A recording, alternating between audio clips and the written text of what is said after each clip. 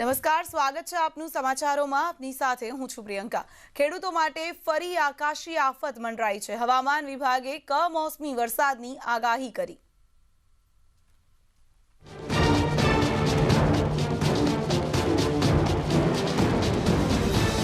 હવે શિયાળામાં રેનકોટ સાથે રાખવો પડશે. હવામાન વિભાગે ફરી વરસાદની આગાહી કરી છે. આગામી 3 દિવસ સુધી રાજ્યના કેટલાક ભાગોમાં માવઠું થવાની આગાહી છે. રાજ્યમાં કમોસમી વરસાદને કારણે ખેડૂતોની ચિંતામાં ફરી વધારો થવાનો છે. સાયક્લોનિક સર્ક્યુલેશન દક્ષિણ ગુજરાત પર સક્રિય થશે અને ઉત્તર ગુજરાત તરફ આગળ વધશે, જેના કારણે દક્ષિણ ગુજરાત અને ઉત્તર ગુજરાતમાં 8 થી 10 જાન્યુઆરીના કમોસમી વરસાદ થશે, જેમાં ડાંગ, તાપી, નર્મદા, દાહોદમાં વરસાદની આગાહી છે. 9મી જાન્યુઆરીના રોજ છોટાઉદેપુર, નવસારી, ભરૂચ, દાહોદ અને 10 જાન્યુઆરીના રોજ દાહોદ, ડાંગ, ભરૂચ અને નર્મદા, તાપીમાં વરસાદની આગાહી છે. અમદાવાદમાં માવઠું નહીં થાય, પરંતુ વાદળછાયું वातावरण જોવા મળશે. गुजरात रीजन में अगले 3 दिन में बारिश होने का, हल्की फुल्की बारिश होने का संभावना है. मॉडरेट रेन भी हो सकता है. सौराष्ट्र का देखा जाए तो भावनगर में हल्की फुल्की बारिश हो सकता है और क्लाउड भी हो सकती है. और डे 2, डे 3 में भी डांग, वलसाड, तापी, दामन, दादरा नगर हवेली में भी लाइट टू मॉडरेट रेन होने का संभावना है. डे 4, डे 5 मोस्टली ड्राई रहेगा. હવામાન વિભાગની આગાહીથી ખેડૂતોની ચિંતા પણ વધી છે. 2 દિવસ માછીમારોને દરિયો ન ખેડવા તાકીદ કરાઈ છે. વરસાદની સાથે 11 જાન્યુઆરીથી ઠંડીનું પ્રમાણ પણ વધી શકે છે. લોકો પણ મૂંઝવણમાં છે કે સ્વેટર સાથે રાખવું કે રેનકોટ. સતત બદલાતા વાતાવરણને કારણે રવિ પાકને પણ નુકસાન થઈ રહ્યું છે. 2 દિવસ પહેલા પડેલા વરસાદથી દક્ષિણ ગુજરાતમાં ચીકુ, કેરી, વરિયાળી જેવા પાકને ભારે નુકસાન સહન કરવાનો વારો આવ્યો હતો. હવે ફરી 3 દિવસની આગાહીથી મુશ્કેલી વધશે તે નક્કી છે. Bureau report, news 18 Gujarati, Ahmedabad. રાજ્યમાં કાતિલ બની રહેલા શિયાળા વચ્ચે કમોસમી વરસાદે ખેડૂતોની મુશ્કેલી વધારી છે. ક્યાંક ઊભા પાક પર જોખમ તોડાય છે, તો ક્યાંક વાવણી નિષ્ફળ જવાનો ભય છે.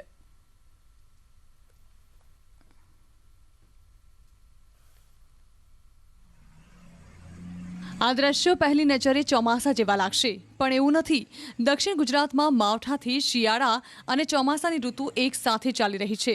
નર્મદા જિલ્લાના ડેડિયાપાડામાં માવઠાથી ચોમાસા જેવા દ્રશ્યો સર્જાયા. લોકો મૂંઝવણમાં પડી ગયા કે સ્વેટર પહેરવું કે રેનકોટ. વાદળછાયા હવામાન વચ્ચે વરસાદ રોકાઈ ન શક્યો. દક્ષિણ ગુજરાતમાં વરસાદની આગાહી વચ્ચે ડાંગ જિલ્લામાં સતત બીજા દિવસે માવઠું થયું. આહવા, સાપુતારા, વઘઈ અને સુબીર પંથકમાં કમોસમી વરસાદ પડ્યો. વરસાદની વચ્ચે આકાશમાં મેઘધનુષ પણ જોવા મળ્યું. તાપીમાં પણ વરસાદ રોકાઈ ન શક્યો.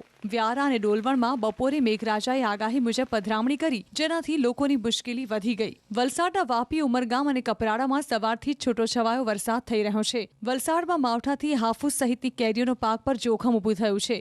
આંબા પર હજુ મોર બેસી રહ્યા છે. ત્યારે જ હવામાનમાં આવેલા પલટાને કારણે ખેડૂતો ચિંતામાં મુકાયા છે. વાદળછાયા વાતાવરણ અને ઠંડી વધતા આંબા પર મોર બેસવાની પ્રક્રિયાને પ્રતિકૂળ અસર થઈ છે. આ વખતે પણ ખેડૂતોએ કેરીના પાકમાં નુકસાની સહન કરવાનો વારો આવે તેવા સંજોગો સર્જાયા છે. કેરીની સિઝન સારી જવાની આશા હતી, પણ 15-20 દિવસ પહેલાં એ વરસાદ થયો ને એની અંદર નુકસાન કર્યું છે. અને આગલા જે ફ્લાવરિંગ થયેલું એને ટોટલ નાશ થયો છે, એટલે નુકસાનમાં જ ગયું છે. અને અત્યારે જે પાછું આ 4-5 દિવસથી જે વાદળિયું વાતાવરણ છે ને એની અંદર જે ફ્લાવરિંગની શક્યતા જે 100% હતી એને પાછી એકદમ ઓછી થઈ ગઈ, એટલે કેરીના પાકને બહુ મોટો ફટકો લાગ્યો છે. નવસારીના ગ્રામ્ય પંથકમાં પણ વરસાદથી ખેડૂતોની આશા પર પાણી ફરી વળ્યું છે. માવઠાથી કેરી, શેરડી અને ડાંગરના પાકને નુકસાન થઈ રહ્યું છે. આંબા પરથી મોર ખરી રહ્યા છે, તો ડાંગરના ધરું ભીંજાઈ જતા નુકસાન થયું છે. શેરડીના ખેતરોમાં પણ આ સ્થિતિ છે. ખેતરોમાં ભરાયેલા વરસાદના પાણીમાં ખેડૂતોની મહેનત પણ ડૂબી ગઈ છે. ખેડૂતો સરકાર પાસે સહાયની માંગ કરી રહ્યા છે. એક તરફ માવઠાથી લોકોની મુશ્કેલી વધી છે, ઠંડીમાં વધારો થયો છે. કપાસ, ડાંગર, શેરડી સહિતના શિયાળુ અને બાગાયતી પાકોને નુકસાનની ભીતિ છે. ત્યારે ચિંતાજનક બાબત એ છે કે રાજ્યમાં હજુ 3 દિવસ માવઠાની આગાહી છે. 11મી જાન્યુઆરી સુધી દક્ષિણ ગુજરાત અને સૌરાષ્ટ્રના ભાગોમાં હળવાથી મધ્યમ વરસાદની આગાહી છે. નર્મદા, તાપી, ડાંગ, વલસાડ, નવસારી અને તાપીમાં વરસાદની આગાહી છે. તો દાહોદ, ભાવનગર અને અરવલ્લીમાં પણ માવઠું થઈ શકે છે. 11મીથી જ રાજ્યમાં ઠંડીનું પ્રમાણ પણ વધી શકે છે, જેને જોતા 2 દિવસ માછીમારોને દરિયો ન ખેડવા તાકીદ કરાઈ છે. भी अगले 5 दिन में गुजरात रीजन में बारिश अगर कोई होने का कोई संभावना नहीं है. एंड कोल्ड वेव रहेगी सौराष्ट्र कच्छ में, आइसोलेटेड प्लेसेस में, कहीं डिस्ट्रिक्ट में जैसे कच्छ एंड जूनागढ़ में होने का संभावना है और कहीं डिस्ट्रिक्ट में कोल्ड वेव होने का संभावना नहीं है, लेकिन ठंडा रहेगी। अभी मोस्टली टेम्परेचर नॉर्मल है, नॉर्मल टू बिलो नॉर्मल है। રાજ્યમાં બર્ડ ફ્લૂનો પહેલો કેસ નોંધાયો છે। જૂનાગઢના માણાવદરમાં નોંધાયો છે પહેલો કેસ। માણાવદર ઉપરાંત નર્મદા, મહેસાણામાં પણ બર્ડ ફ્લૂના કેસ નોંધાયા છે। માણાવદરમાં 50થી વધુ પક્ષીઓના મોત થયા હતા। મૃત પક્ષીઓના સેમ્પલ ભોપાલ લેબમાં મોકલવામાં આવ્યા હતા। ભોપાલ લેબનો રિપોર્ટ આવ્યો હોવાની શક્યતા છે। 3 કેસ નોંધાયા છે। માણાવદર, નર્મદા અને મહેસાણામાં બર્ડ ફ્લૂના કેસ જોવા મળ્યા છે। ઉલ્લેખનીય છે કે દેશના અલગ અલગ ભાગોમાં બર્ડ ફ્લૂ અત્યારે હાલ પોતાની ચરમસીમા પર પહોંચી ગયો છે। પક્ષીઓના મોત થઈ રહ્યા છે। આપણે જાણીએ છીએ કે 2-3 તારીખની આસપાસ જે 53 ટીટોડી કે બીજા જે આપણને પક્ષીઓના કરકાસ જોવા મળ્યા હતા, એની ભોપાલ ખાતે તપાસણી કરવામાં આજે 2 ટીટોડીના જે બર્ડ ફ્લૂના સેમ્પલ છે એ પોઝિટિવ આવ્યા છે। તંત્ર 4 દિવસથી એ આપણી સામે ઘટના સામે આવી હતી ત્યારથી આપણે સજ્જ જ હતા અને સર્વેલન્સ પ્રોપર આપણે રાખ્યું હતું। હવે સર્વેલન્સ આપણે જે એક ઇન્ટેન્સિવ ઝોન અને એક સર્વેલન્સ ઝોન તરીકે જે 10 કિલોમીટરનું જો એરિયા છે બાટવાખારા ડેમનું, એને આપણે આવરી લીધું છે અને એમાં જે આવતા 17 ગામો છે એમાં સઘન સર્વેલન્સની કામગીરી આપણા મારફત ચાલે છે। ગુજરાતમાં બર્ડ ફ્લૂની પુષ્ટિ થઈ ગઈ છે, ત્યારે હવે સાવચેત રહેવાની જરૂર વધી છે, કેમ કે હજુ ઘણા મૃત પક્ષીઓના રિપોર્ટની રાહ જોવાઈ રહી છે।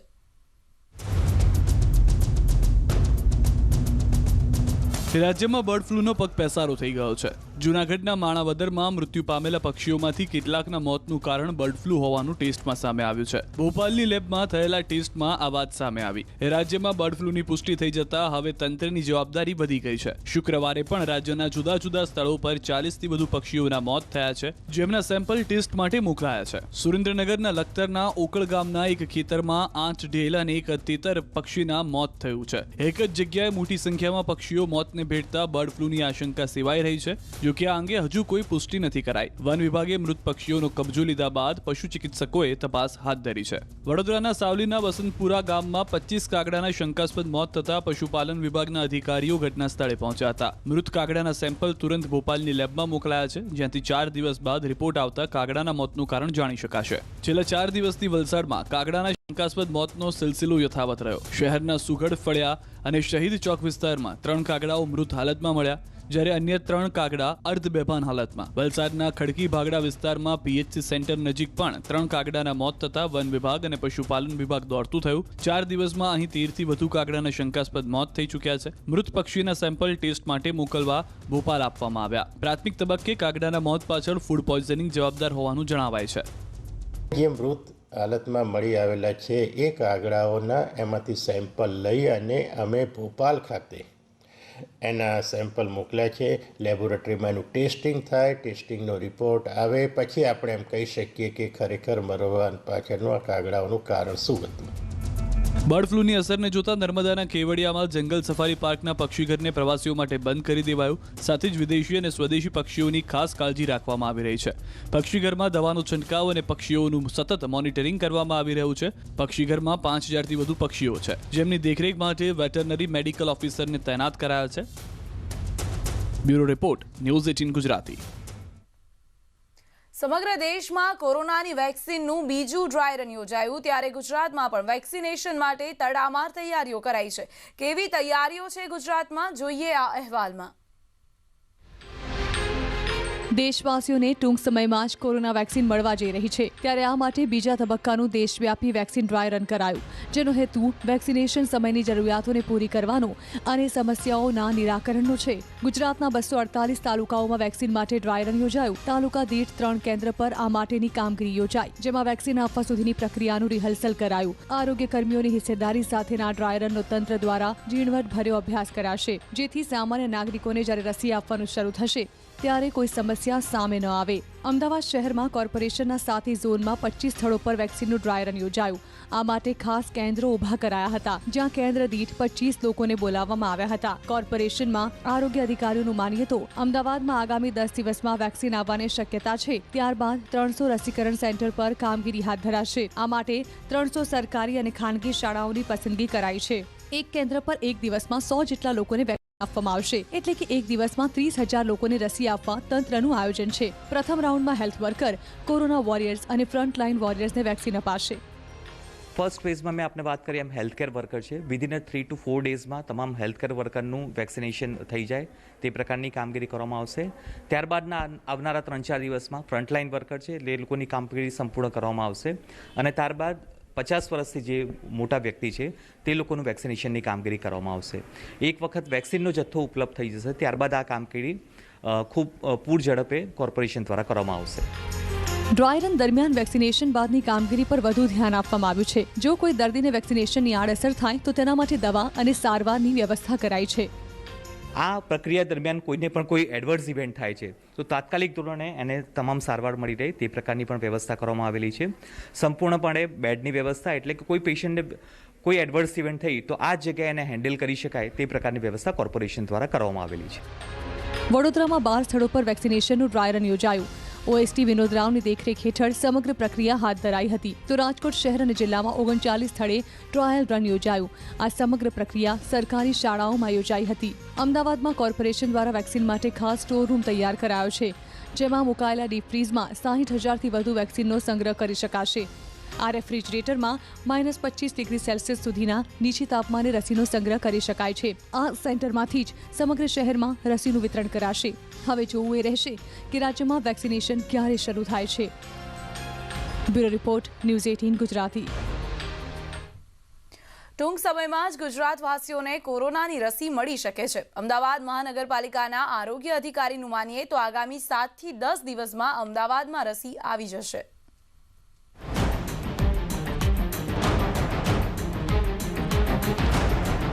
રાજ્યના તમામ 33 જિલ્લાઓમાં સફળતાપૂર્વક વેક્સિનનો ડ્રાય રન કરાયો, જેમાં રસી આપવા સિવાયની તમામ પ્રક્રિયાનું રિહર્સલ થયું. દરેક સેન્ટર પર 25-25 આરોગ્યકર્મીને બોલાવી ડ્રાય રન કરાયો, જેમાં વેક્સિન આપતી વખતે કઈ બાબતોનું ધ્યાન રાખવું, કેટલો સમય જોઈશે, કઈ વ્યવસ્થા જરૂરી બનશે એ તમામ બાબતોનું ઝીણવટભર્યું નિરીક્ષણ કરાયું. બીજી તરફ ગુજરાતમાં આગામી 7 થી 10 દિવસ એટલે કે 14મી જાન્યુઆરીથી લઈ 18 જાન્યુઆરી સુધીમાં કોરોનાની રસી પહોંચે તેવી આશા છે. વેક્સિન ટૂંક સમયમાં આવશે. વિધિન 7 ડેઝ, વિધિન 10 ડેઝમાં આ વેક્સિન આવવાની શક્યતા રહેલી છે. રસી આવે ત્યારે તેનો સંગ્રહ કરવા માટે નેશનલ હેલ્થ મિશનના કોલ્ડ સ્ટોરેજમાં તમામ તૈયારીઓ પૂર્ણ કરી દેવાઈ છે.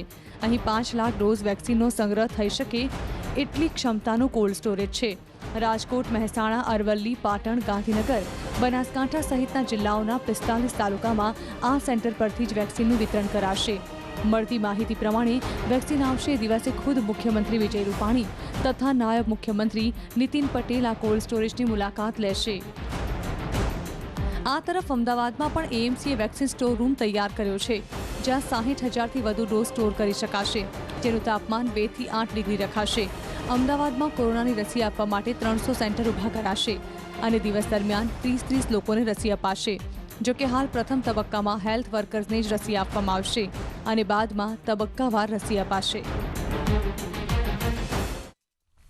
ડ્રાય રન બાદ હવે રાજ્યમાં ગમે તે સમયે કોરોનાની વેક્સિન આવી શકે છે, ત્યારે વેક્સિનના સંગ્રહ માટે ગાંધીનગરમાં વ્યવસ્થા કરાઈ છે. ગાંધીનગર સિવિલ પાછળ નેશનલ હેલ્થ મિશન ખાતે સ્ટોરેજ ઊભું કરાયું છે, જ્યાંથી સમગ્ર રાજ્યમાં વેક્સિન પહોંચાડવામાં આવશે. વેક્સિનના સંગ્રહ માટેની તૈયારીઓને આખરી ઓપ અપાયો છે. વેક્સિન આવ્યા બાદ મુખ્યમંત્રી કે નાયબ મુખ્યમંત્રી અહીંની મુલાકાત લેશે. Welcome back. 11 જાન્યુઆરીથી રાજ્યમાં ધોરણ 10 અને 12ની શાળાઓ શરૂ કરવા માટે રાજ્ય સરકારે માર્ગદર્શિકા બહાર પાડી છે, જે અનુસાર કન્ટેનમેન્ટ ઝોન વિસ્તારમાં આવતી સ્કૂલો નહીં ખોલી શકાય. કન્ટેનમેન્ટ ઝોનનો વિદ્યાર્થી કે સ્ટાફ સ્કૂલમાં હાજર નહીં રહી શકે, તો સંક્રમિત પરિવારની વ્યક્તિ પણ શાળાએ નહીં આવી શકે. ઓફલાઈન શૈક્ષણિક કાર્યમાં હાજરી આપવી વિદ્યાર્થીઓ માટે સ્વૈચ્છિક છે. આ માટે વાલીઓ પાસેથી લેખિતમાં સંમતિપત્ર મેળવવું જરૂરી રહેશે. શાળાએ માત્ર ધોરણ 10 અને 12ના જ વિદ્યાર્થીઓને બોલાવવાના રહેશે. શાળાએ વિદ્યાર્થીઓની સંખ્યા, વિષયની જરૂરિયાત અને જટિલતાને ધ્યાનમાં લઈને વર્ગની સંખ્યા ગોઠવવાની રહેશે. 2 વિદ્યાર્થીઓ વચ્ચે સોશિયલ ડિસ્ટન્સ જળવાય તેનું ધ્યાન રાખવા બેઠક વ્યવસ્થા ગોઠવવી પડશે. સંક્રમિત કે લક્ષણ ધરાવતા વિદ્યાર્થી કે શિક્ષક શાળા સંકુલમાં ન પ્રવેશે તેની કાળજી સંબંધિત સત્તાધિકારીઓએ લેવાની રહેશે. ઉત્તરાયણ પર પતંગ ચગાવવાની હાઈકોર્ટે છૂટ આપી દીધી છે. જો કે મર્યાદા એ રહેશે કે મિત્રો કે સગા સંબંધીઓને ભેગા કરવાના બદલે માત્ર પરિવાર સાથે જ પતંગબાજીનો આનંદ લૂંટવો પડશે.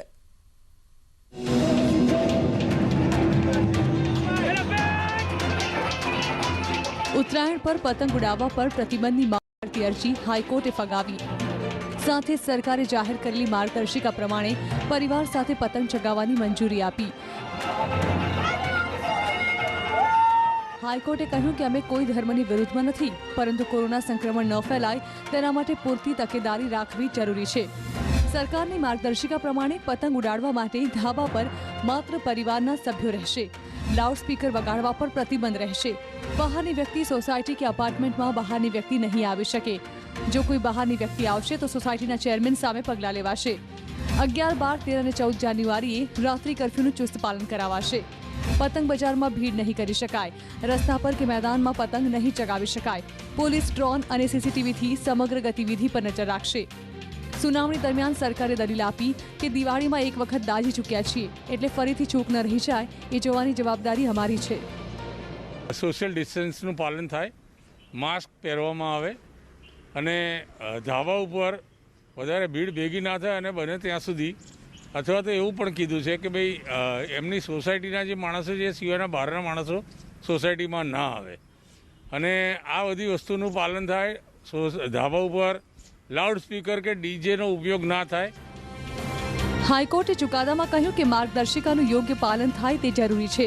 કોર્ટે જનતાને એવું પણ સૂચન કર્યું કે ગર્ભવતી મહિલાઓને 65 વર્ષથી મોટી ઉંમરની વ્યક્તિ તથા કોમોર્બિડિટી ધરાવતા લોકો ધાબે ન જાય તે હિતાવહ છે. પતંગ ઉદ્યોગ સાથે જોડાયેલા પરિવારોની પણ ચિંતા હાઈકોર્ટે કરી, કારણ કે ગયા વર્ષે 600 કરોડનો પતંગ વેપાર થયો હતો, જેના પર રાજ્યના 1,25,000 પરિવારોની રોજીરોટી ટકેલી છે. અગાઉની જેમ ચાઇનીઝ દોરી અને તુક્કલ પર પણ પ્રતિબંધ યથાવત છે.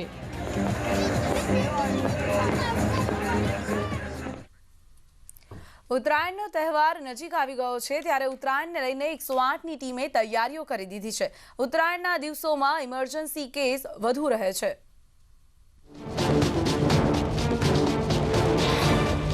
ઉત્તરાયણની અગાઉથી તૈયારીઓ શરૂ થઈ જાય છે. બજારમાં લોકો અવનવા પતંગ અને દોરી ખરીદતા નજરે પડે છે. આ તૈયારીઓ વચ્ચે 108 ઇમરજન્સી સેવાના કર્મચારીઓ પણ સજ્જ બની જાય છે. દર વર્ષે ઉત્તરાયણના પર્વમાં ઘાયલ થવાના બનાવોમાં શહેરી વિસ્તારોમાં 40થી 50% અને સમગ્ર ગુજરાતમાં 35થી 40% વધારો થાય છે. આ દિવસોમાં સવારે 8 વાગ્યાથી બપોરના 3 વાગ્યા સુધી 108ને સૌથી વધુ કોલ્સ મળે છે. ઉત્તરાયણ અને વાસી ઉત્તરાયણમાં 108ને જે રોજિંદા ઇમરજન્સી કોલ મળે છે તેના પ્રમાણમાં વર્ષ 2017માં વધારો જોવા મળ્યો હતો. અમારા અત્યારે નોર્મલ ડેઝમાં 2500થી 2600ની આસપાસ જે ઇમરજન્સીઝ રહેવા પામે છે, એ ઉત્તરાયણના દિવસે વધીને લગભગ એમાં 24%નો ઉમેરો થશે અને વાસી ઉત્તરાયણના દિવસે એમાં 17%નો ઉમેરો થવા પામશે. ઉત્તરાયણમાં અગાસી પરથી પડી જવાના કે દોરી વાગવાની દુર્ઘટના વધુ રહે છે. પાછલા 3 વર્ષના આંકડાઓની જો વાત કરીએ તો 2018માં 2859 નોર્મલ કોલ હતા, જ્યારે ઉત્તરાયણ પર તે કોલની સંખ્યા વધીને 3527 થઈ ગઈ હતી અને વાસી ઉત્તરાયણમાં 3596 જેટલા કેસ નોંધાયા હતા. 2019માં નોર્મલ કોલ 2984, જ્યારે ઉત્તરાયણ ઉપર 3467 અને વાસી ઉત્તરાયણમાં 3478 કેસ નોંધાયા હતા. 2020માં નોર્મલ કોલ 3302, ઉત્તરાયણ ઉપર 3953 અને વાસી ઉત્તરાયણ પર 3998 કેસ નોંધાયા હતા. અમદાવાદ શહેરમાં 752 અને 800 કેસ આ 2 દિવસ દરમિયાન આવવાની શક્યતા જોવાઈ રહી છે. પતંગ ચગાવતી વખતે ખાસ સલામતી રાખવાની અપીલ ઇમરજન્સી સેવા 108 દ્વારા કરાઈ છે, જેમાં લીસી, ખરબચડી, તૂટેલી, નબળી છત કે ધાબા પર ઊભા ન રહેવું જોઈએ. નબળા, જર્જરિત બાંધકામ કે છાપરા પર પતંગ ચગાવવા ન ચડવું. ઊંચાઈએથી જમીન પર ન કૂદવું. જાહેર રસ્તાઓ પર પતંગ પકડવા દોડવું નહીં. ઇલેક્ટ્રિક વાયર, રોડ અને વીજળીના થાંભલાની નજીક પતંગ ન ચગાવવા. આમ કોરોના કાળમાં સાવચેતી ખૂબ જ જરૂરી છે. હરમેશ સુખડિયા, ન્યૂઝ 18 ગુજરાતી, અમદાવાદ. કાળમાં કાળી કમાણી કરવાના અનેક ગોરખધંધા સામે આવી ચૂક્યા છે. કોઈએ રિપોર્ટ માટે, કોઈએ ઇન્જેક્શન માટે, દવા માટે ગેરરીતિ આચરી છે. જોકે વડોદરામાં એક એવો ગોરખધંધો સામે આવ્યો કે જેમાં કોરોનાને નામે મેડિક્લેમ પકવવાનું કારસ્તાન રચાયું. શું છે સમગ્ર ઘટના, આવો જોઈએ. વડોદરામાં કોરોનાનો બોગસ રિપોર્ટ બનાવી મેડિક્લેમ પકવવાનો કિસ્સો સામે આવતા ખળભળાટ મચી ગયો. એક ભેજાબાજે કાળી કમાણી કરવા માટે થઈને આ ગેરરીતિ રચી. દ્રશ્યમાં દેખાતા શખ્સનું નામ છે નિમેશ પરમાર, જેમણે એક ખાનગી વીમા કંપનીમાં કોરોનાથી સંક્રમિત થયાને લઈને મેડિક્લેમ ફાઇલ કર્યો, જેની રકમ હતી 2,20,000. મેડિક્લેમ સાથે નિમેશ પરમારે ખાનગી લેબોરેટરીનો કોરોનાનો રિપોર્ટ પણ જમા કરાવ્યો. જ્યારે વીમા કંપનીએ કોરોના રિપોર્ટ માટે ખાનગી લેબમાં વેરિફિકેશન કર્યું ત્યારે નિમેશનો ભાંડાફોડ થયો. લેબના સોફ્ટવેરના ડેટા પ્રમાણે નિમેશ પરમાર નામની કોઈ વ્યક્તિનો કોરોના રિપોર્ટ કર્યો જ નથી. હોસ્પિટલનો સંપર્ક કરીને આ આખું મેડિક્લેમ અનુસંધાને આખી એની ઇન્ડોર પેશન્ટ તરીકે દાખલ થઈને એની આખી 2 નવેમ્બરથી 9મી નવેમ્બર સુધી ઇન્ડોર એડમિશન બતાવીને એના જે હોસ્પિટલના જે ઇન્ડોર પેશન્ટ તરીકે એના પ્રિસ્ક્રિપ્શન પ્લસ એના હોસ્પિટલના ઇન્ડોર પેશન્ટ તરીકે એની લેબોરેટરીના રિપોર્ટ્સ બધા જ ફાઇલ ઊભી કરીને આ મેડિક્લેમની ફાઇલ HDFC આર્ગો હેલ્થમાં મૂકવામાં આવેલી હતી. વધુ તપાસ કરતા જાણ થઈ કે ભલામણ કરતા ડોક્ટર તરીકે જે રવિ પટેલનું નામ છે, પરંતુ તેમણે આવી કોઈ ભલામણ કરી જ નથી. મતલબ કે કોરોનાનો રિપોર્ટ નિમેશે જાતે જ તૈયાર કર્યો હતો. અને આ એક રિપોર્ટના વેરિફિકેશન માટે હવે આવ્યા હતા કે તમારી પાસેથી આ ઇસ્યુ થયો છે. અમે તપાસ કરીને એમને જણાવ્યું કે આ રિપોર્ટ અમારી પાસે નથી ઇસ્યુ થયેલો. પર્દાફાશ બાદ પોલીસે આરોપી નિમેશની ધરપકડ કરી. તપાસ દરમિયાન એ પણ સામે આવ્યું કે નિમેશ અગાઉ આ ખાનગી લેબમાં કમ્પાઉન્ડર તરીકે નોકરી કરતો હતો. આથી પૂર્વ અનુભવના આધારે આરોપી મિનેશે બોગસ રિપોર્ટ તૈયાર કર્યો, જેના થકી એ 2.5 લાખ કમાવા માંગતો હતો. અંકિત ગોંસીકર, ન્યૂઝ 18 ગુજરાતી, વડોદરા. અમદાવાદ શહેરની જીવાદોરી સમાન BRTS બસ હવે બેફામ બની રહી છે. 1 મહિનામાં 2 મોટા અકસ્માત થયા. બુલેટિનના અંતમાં જોઈએ આ ખાસ અહેવાલ.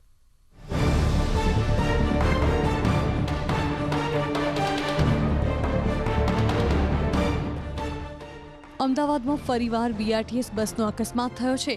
શહેરના સેટેલાઇટ વિસ્તારમાં ઇસરો પાસે સવારે 11 વાગ્યાની આસપાસ BRTS બસનું ટાયર ફાટતા અકસ્માત સર્જાયો હતો. બસમાં સદભાગ્યે 4 જ પેસેન્જર સવાર હતા, જેમાં 2 પેસેન્જરને સામાન્ય ઇજાઓ થઈ છે. અકસ્માત બાદ બસ ડિવાઈડર પર ચડી ગઈ હતી અને પોલ સાથે ટકરાઈ હતી. અકસ્માતને પગલે ઘટના સ્થળે લોકોના ટોળા ઉમટી પડ્યા હતા. અકસ્માતને પગલે ડરી ગયેલા મુસાફરોએ રાડારાડ કરી મૂકી હતી.